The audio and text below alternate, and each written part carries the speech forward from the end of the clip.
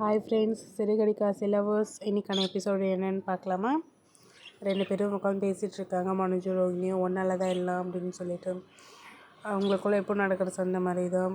Santoshi sir சொன்னார்ல, இந்த மாதிரி தொழிலில் வந்த உடனே வீடெலாம் வாங்கக்கூடாது, 10 வருஷம் ஆகணும். நானே 10 வருஷம் கழிச்சு தான் வாங்கினேன், அதுவும் பெரிய பங்களாலாம் இல்லை, வீடு தான் வாங்கினேன் அப்படின்னு சொல்லிட்டு எல்லாம் ஒன்றால் தான் அப்படின்னு சொல்லிட்டு 2 பேரும் பேசிகிட்டு இருக்காங்க.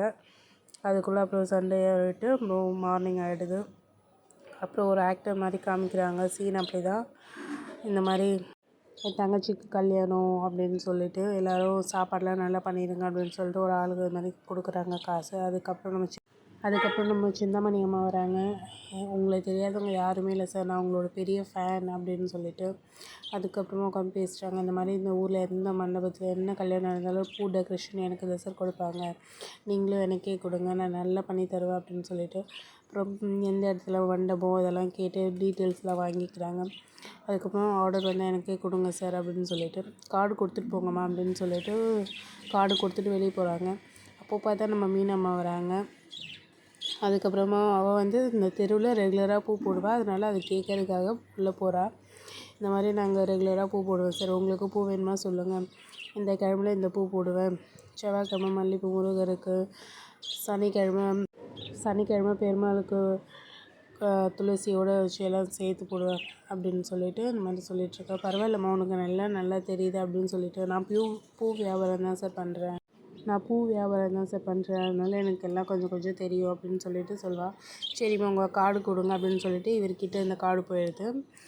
சிந்தாமணி அம்மா கார்டு வந்து அவங்க ஸ்டாஃப் கிட்டே போயிருக்கு. பார்க்கலாம் யாருக்கு ஆர்டர் கிடைக்கிதுன்னு. அப்புறமா வெளியே வந்து சொல்லிகிட்ருக்காங்க, இந்த மாதிரி ஆர்டர் என் கையை விட்டு போகக்கூடாது, எங்கே போதும் மோப்பம் முடிச்சுட்டு நீ வந்துடுற, நான் எங்கே வரணும் நீ வந்துடுற அப்படின்னு சொல்லிட்டு சொல்கிறாங்க.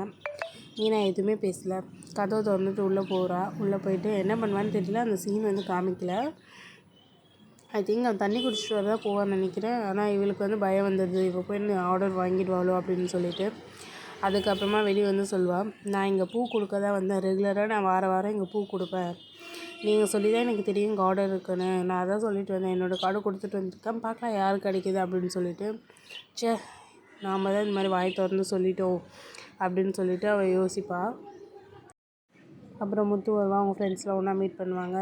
பார்ப்பா பழைய கஸ்டமர்லாம் வர்றதே இல்லை அப்படின்ட்டு அவங்க ஃப்ரெண்ட்ஸ் சொல்லிகிட்ருப்பாங்க. ஆமாம் அப்படின்னு சொல்லிட்டு சரி பேசாமல் நம்ம ஒரு டிரைவிங் ஸ்கூல் ஆரம்பிக்கலாம் அப்படின்ட்டு. ஏன் திடீர்னு இந்த யோசனை அப்படின்னு கேட்கும்போது அவங்க ஃப்ரெண்டு யாரோ நல்லா இருக்குது, இந்த மாதிரி ஆல்ரெடி இது பண்ணிகிட்டு இருந்தாங்க, இப்போ அவங்க வெளியே போகிறாங்களா, இல்லை நாம் இது பண்ணலாமா அப்படின்னு சொல்லிட்டு பேசிகிட்ருப்பாங்க. நல்ல ஐடியா தான், பண்ணலாம், ஏன்னா வீட்டு அட்ரஸே கொடுக்கலாமா அப்படின்னு சொல்லிட்டு. எங்கள் அம்மா வேறு என்ன சொல்லுவாங்கன்னு தெரியல அப்படின்னு சொல்லிட்டு முத்து சொல்லிட்டுருக்கான். அப்போ தான் மீனா வரா.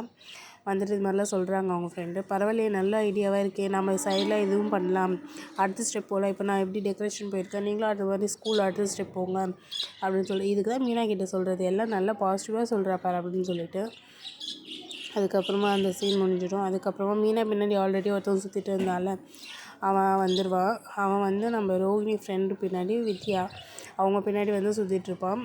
இப்போ இன்றைக்கி தான் ஃபஸ்ட் சீன் காமிக்கிறாங்க. 2 பேரும் இப்போ ஸ்கூட்டியில் மாதிரி இடிச்சிடுறாங்க. ஸ்கூட்டி வந்து நீங்கள் இடிச்சதெல்லாம் ரிப்பேர் ஆகிடுச்சு அப்படின்னு சொல்லிட்டுருப்பா. நான் தெரியாமல் இடிச்சிட்டேங்க, சாரி சொல்லிவிட்டு அதுக்கப்புறமா டோ பண்ணிவிட்டு பின்னாடியே அப்படியே கூட்டிகிட்டு போவான்.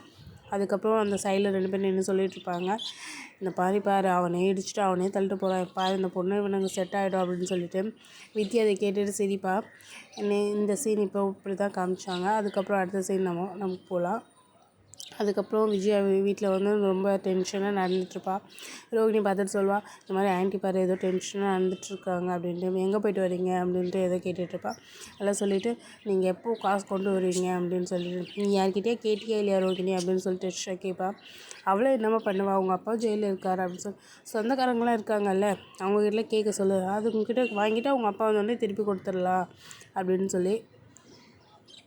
அதுக்கப்புறம் முத்து வந்தோடனே இந்த மாதிரி என்ன ஆச்சு ஏதாச்சுன்னு கேட்டுட்ருப்பாங்க. இந்த மாதிரி நான் விசாரிச்சுட்ருக்கான்ப்பா அப்படின்னு சொல்லிட்டு, சீக்கிரமாக கொண்டு வர சொல்லுப்பா காசு அப்படின்னு சொல்லுவாள். ஏன்ப்பா இவன் போய் கொண்டு போய் கொடுத்துட்டு நான் போய் சீக்கிரமாக எடுத்துகிட்டு வரணுமா, என்னப்பா இவன் பேசுகிறான் அப்படின்னு சொல்லிட்டு முத்து சொல்லுவான். என்னோடய எபிசோடு இப்படி தான் காமிச்சிருக்காங்க. நம்மளோட சேனலை சப்ஸ்கிரைப் பண்ணிக்கோங்க, அப்போ தான் நாளைக்கான எபிசோடு வரும். தேங்க்யூ, பாய்.